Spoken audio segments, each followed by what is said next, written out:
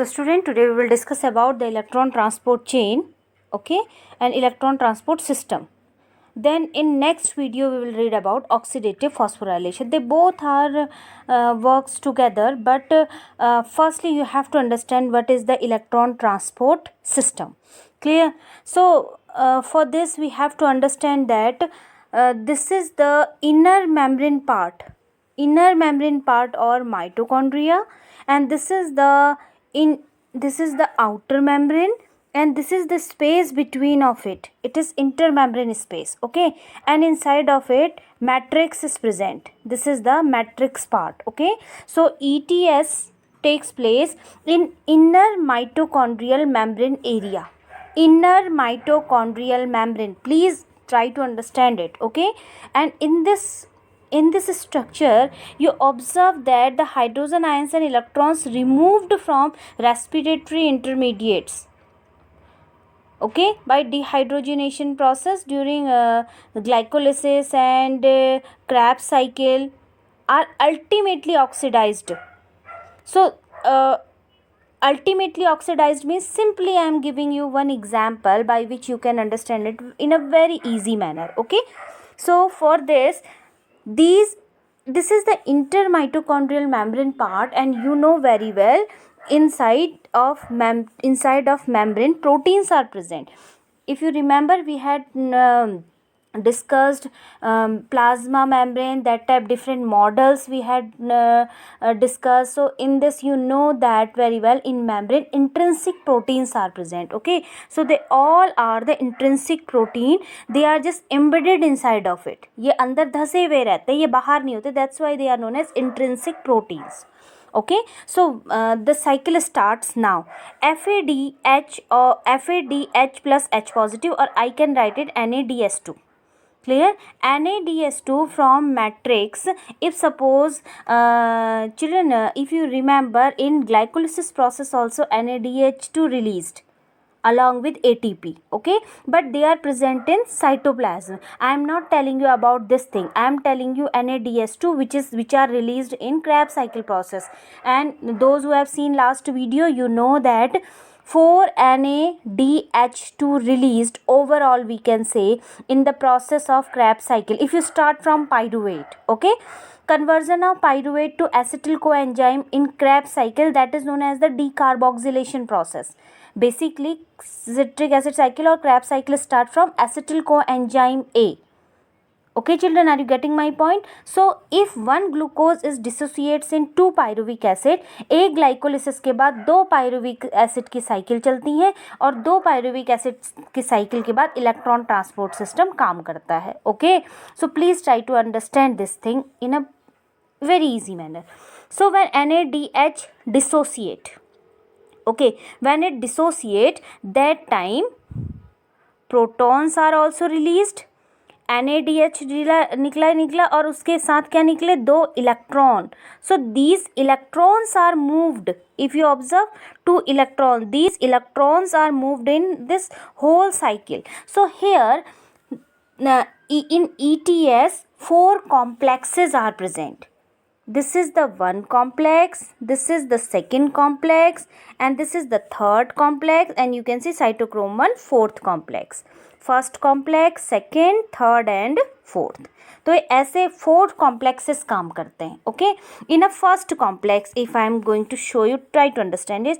These 2 electrons are transported first at FMN, then FES, ferrous sulfate, then FES, then it comes to the UQ. UQ is ubiquinone, okay. It passes toward the ubiquinone. In a the 4 complexes are basically fifth complex is ATP synthetase, and this fifth complex you will read in oxidative phosphorylation, okay. So first complex NADS dehydrogenase complex, मतलब NADH का जब टूट रहा है और उसके बाद electron अंदर मूव करता है, clear. So in first step जब इलेक्ट्रॉन यहाँ से इधर ऐसे मूव होते हैं, 2 electrons, okay. So that time these electron यहाँ क्या निकले थे? 2H positive protons इस प्रोटॉन को पुश करता है कहाँ जाने के लिए, इंटर मेम्ब्रेन स्पेस में जाने के लिए. Okay, please try to understand it. 2 electrons when move from this way, these 2 electrons provide energy to these 2 protons to move towards the intermembrane space of mitochondria.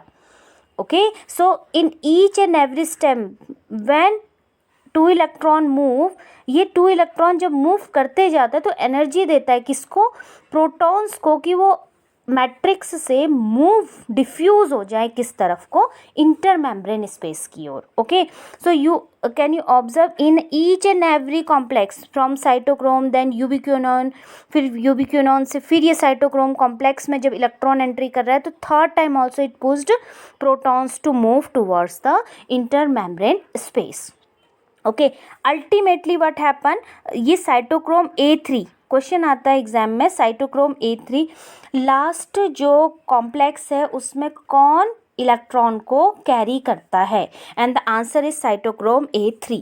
okay, and ultimately these electron are diffuses towards the matrix, and in matrix children please try to understand it. ये जो proton है और electron की वजह से half molecule of oxygen release होता है, half O2 यानी कि एक oxygen.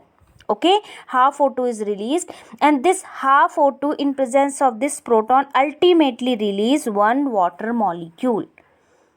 okay, so this is the pathway by which electron is moved from FMN till cytochrome A3, and each and every complex, only in fourth complex proton will not pushed towards the intermembrane space. In all the three complexes proton will move from matrix to intermembrane space. okay, I hope that much is clear, and if you have any doubt in it, so just you can share your question. You can observe it every time protons are pushed towards the intermembranous space, और ये proton आए कहाँ से हैं, matrix से आए हैं. Okay, and matrix से प्रोटॉन जब मूव करते हैं इंटरमेम्ब्रेन स्पेस की ओर, सो who provide energy for this whole process, electrons is only moving from one complex to other complex, and ultimately it form one water molecule. I hope that much is clear. If you have any query regarding this, please send me your question, and please note down one more important thing. Mobile electron carriers of ETS are ubiquinone and cytochrome.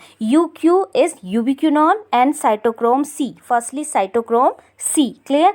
Cytochrome C is a small protein attached to outer surface of inner mitochondrial membrane, and it only acts as a mobile carrier for transfer of electron from complex 3rd to 4th. okay, all the complexes I have told you already. Please clear it out, all the doubt. That's why I am not telling you today oxidative phosphorylation.